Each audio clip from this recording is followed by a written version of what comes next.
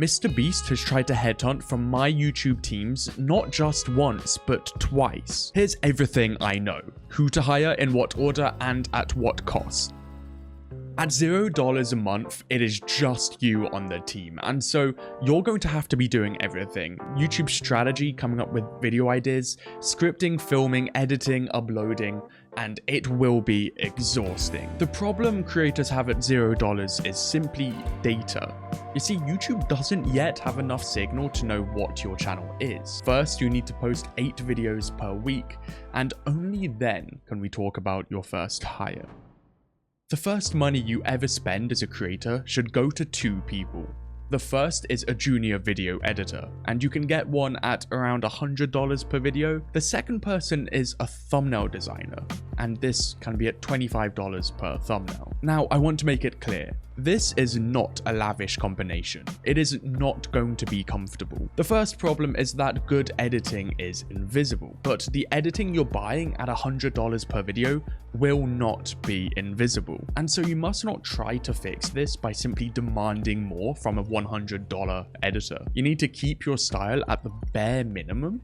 All you really need are super tight cuts, and just avoid having that really awkward tiny pause before another cut. Now, the second problem comes with your thumbnails. You see, at this price point, you're not paying for good judgment. There's not enough money there for someone with an eye for what works, and so at this point you're barely buying execution. This means that all of the thinking and the strategy must come down to you. You cannot delegate it to a $25 per thumbnail designer. You see, at this price point, a thumbnail designer is incentivized to create the most obvious version of whatever video idea it is that you gave to them. You see, they won't spend the time coming up with several concepts and picking the best one, and they won't be looking at data, to figure out truly what is the most exciting combination, simply because you're not paying them enough to bother to do that. You need to tell your designer the dream outcome the viewer will get from watching your video, whether it's FOMO or the stakes, the transformation. If it's an entertainment video, then just the excitement the viewer will get from watching. Now, the second thing you need to tell your thumbnail designer at this $500 a month price point is simply what makes your video different to others. Is it mechanism or a unique behind the scenes access you're showing? Whatever it is, you need to give them this. And the way you give it is by sketching out 3 rough thumbnail concepts. Then you pick the best one, and that is what you give to your designer. At this price point, you will get excuses. You'll get missed deadlines. Your editor's hard drives will apparently explode just before a deadline. Messages will go unread for days, and that's just the reality of working with cheap talent. Now we move on to the $1,000 a month price point. At this point, something becomes very clear. You'll get back several hours each week, but then immediately lose them again, because now you have a team to manage. That comes with checking your DMs every hour, giving feedback notes, chasing deadlines, and a whole lot of headache. And this is exactly what this next hire is for. You see, if you get a VA, a virtual assistant, for around $10 to $20 per hour, a good one will absorb all of the annoying tasks before they reach you. You need to teach them the basics of team management, and then you can even ask them to do some basic YouTube strategy tasks like finding inspiration for ideas or monitoring your competitors. Now, optionally, at this point, you might want to have a discussion with a YouTube strategist. This would look more like just a single consulting call once every few months, but it would give you some really valuable perspective. But before we move on, how should you actually hire? First off, don't post job listings on Upwork. Upwork is full of people who need the job. They're desperate. But you want people who want the work. So go to niche Discord servers. You can also browse the talent tab on YT jobs. Here you'll see some of the best people in the YouTube industry. And if we filter to thumbnail designer, this pink badge means they have worked with a channel with over 10 million subscribers, and look how many there are. Now, you may need to get to page 9 or 10 before they start becoming more affordable, but if you open up some of these portfolios, then you can see some of their work and just see if it's in a niche that's similar to yours, or if it's the sort of style you're going for. You can also see some of their verified clients, and if you like them, you can just click this button to reach out to them on Twitter. You know, no need to make a job post. You can do this right now. Now, I always prefer to message people directly instead of creating a job post, and one of the main reasons is because you can start to screen for their communication and see how quick they reply and whether they give excuses. Now, this is arguably more important at this price point than the skill, because you can teach them that. You can't teach them good communication. Now, finally, it's really important that you don't hire them on the spot and instead give them a $50 trial task.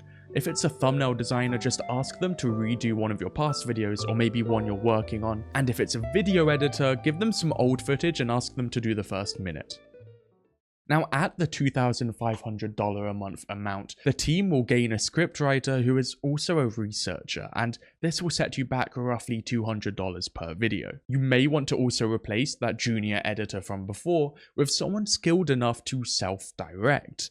This will be someone you can build and work with to eventually lead a small future editing department. The goal is that they won't ever need your feedback notes because they will build their own good judgment and they can predict what you would say anyway. Now we're going to quickly move on to the $10,000 a month amount, where your org chart starts to change dramatically. At this point, you're running a small media company. Now you'll have multiple editors, and among them one senior. Their job will be to train the others, to coordinate deadlines, and fix their edits before anything reaches you. At this point, you will have a full-time writer, but more interestingly, you will have a producer or YouTube strategist at around $5,000 per month. Now, their single job is to manage your entire production pipeline, so that the only person you need to communicate with is them. The value of a good producer is incredible because they will collapse a complex network of freelancers into just a single point of contact. What will become more valuable than ever is your need to maintain the editorial voice of the channel.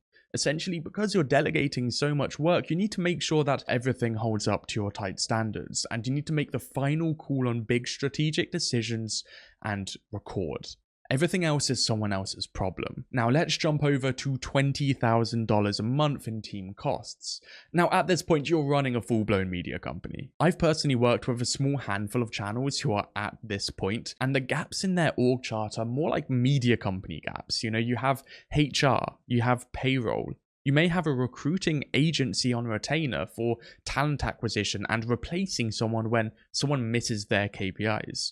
Most of your time at this $20,000 a month of team costs tier or level will be spent in operations, building out systems and making sure more of the work gets done and it's at a higher quality. Look, I've consulted for enough huge channels to notice that the ones that stall after hiring almost always do it for the same 4 reasons.